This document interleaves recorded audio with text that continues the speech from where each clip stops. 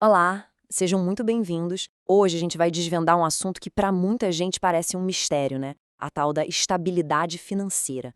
Mas a gente vai ver que o segredo não é nenhum bicho de sete cabeças. Na verdade, ele se resume a uma coisa que todo mundo pode controlar: os nossos hábitos. A gente vive se fazendo essa pergunta, não é verdade? A gente olha para o lado e vê aquelas pessoas que parecem ter um controle total das finanças, sabe? Sem aquele estresse todo que bate no fim do mês para a maioria. A grande questão é, qual que é o segredo delas, afinal? Pois é, o segredo não tem nada a ver com sorte, nem com ganhar na loteria, viu? O ponto central aqui é que o bem-estar financeiro é algo construído. É um tijolinho por dia, sabe? Com atitudes consistentes, conscientes. Ok, então vamos mergulhar nisso para entender melhor. E tudo começa aqui, na nossa cabeça, na mentalidade. Antes de pensar em planilha, em aplicativo, em qualquer ferramenta, a jornada para ter estabilidade financeira de verdade exige uma virada de chave na forma como a gente pensa e lida com dinheiro. E o primeiro hábito, olha, talvez seja o mais poderoso de todos. Viver intencionalmente com um pouquinho menos do que se ganha. E veja bem, não é sobre se privar de tudo, não. É sobre criar um respiro, sabe? Uma folga financeira. É isso que impede que qualquer imprevisto vire uma crise gigantesca. Pensa nisso como a base, o alicerce de toda a construção. E isso já emenda numa outra habilidade que as pessoas financeiramente estáveis dominam, a arte de se perguntar uma coisinha antes de passar o cartão. A pergunta é super simples.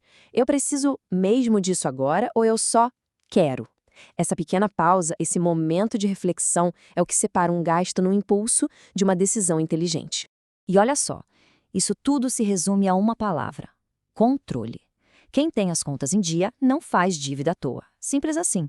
Essas pessoas sabem para onde vai cada centavo, porque cada compra é feita com consciência. Elas escapam daquela armadilha clássica de gastar um dinheiro que, na verdade, ainda nem entrou na conta. Beleza. Com a mentalidade no lugar certo, agora é hora de botar mão na massa.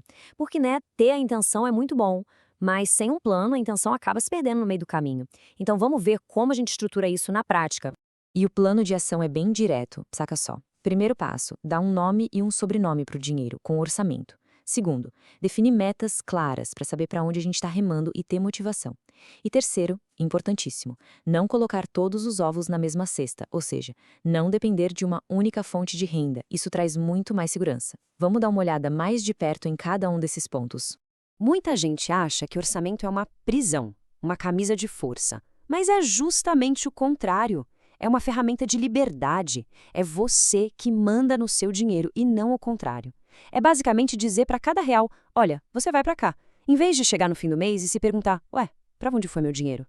Quando a gente define um valor para o lazer, por exemplo, a gente se diverte sem culpa, sabendo que as outras contas estão garantidas. E, gente, esse ponto aqui é super importante nos dias de hoje. Ficar dependendo de uma fonte de renda só é muito arriscado. É como caminhar numa corda bamba sem nenhuma rede de segurança lá embaixo.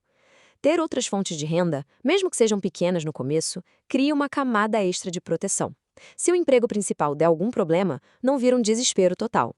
Agora, vamos entrar numa parte que muita, mas muita gente mesmo, acaba subestimando: o poder que as pequenas coisinhas do dia a dia têm. Sabe? As pequenas decisões financeiras. É aqui que a mágica acontece de verdade.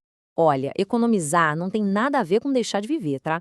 Tem a ver com ser esperto com o dinheiro. É dar valor para o suor, para o esforço que foi para ganhar cada centavo. Na prática, isso significa o quê? Procurar um desconto aqui, escolher uma marca mais em conta ali, ou até descobrir que um piquenique no parque pode ser muito mais legal que um jantar caríssimo. São escolhas inteligentes, não sacrifícios. E por falar em pequenas ações, tem uma que parece boba, mas que faz uma diferença enorme. Sabe aquelas moedinhas que ficam esquecidas na carteira ou no fundo da bolsa? A maioria de nós nem dá bola para elas. Mas quem tem a mentalidade financeira ajustada, essa pessoa enxerga um tesouro escondido ali. Pensa comigo por um instante. Imagina guardar toda a moeda de troco, todo santo dia, num cofrinho. Parece quase nada, né? Uma coisa insignificante. Mas, e depois de um ano fazendo isso? O resultado, olha, pode surpreender, e muito. É a prova perfeita de como um pouquinho, somado com consistência, vira um montão. Certo. Então a gente já viu a mentalidade, o plano e o poder das pequenas atitudes. Agora vem a parte mais importante de todas. Como é que a gente pega tudo isso e transforma em ação de verdade? Começando, tipo, hoje.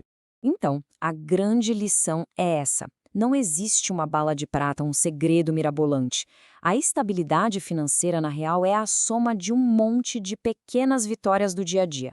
É a consistência, sabe? A disciplina de praticar esses hábitos que vai construindo, tijolo por tijolo, um futuro financeiro muito mais tranquilo. E para a gente fechar, fica aqui uma pergunta para pensar. Não precisa tentar fazer tudo de uma vez, isso só gera frustração. A grande mudança sempre começa com um passinho de cada vez. Então, de todos esses hábitos que a gente conversou, qual deles fez mais sentido? Qual deles pode ser aquele primeiro passo para começar a assumir o controle e construir uma base financeira mais forte, começando agora mesmo?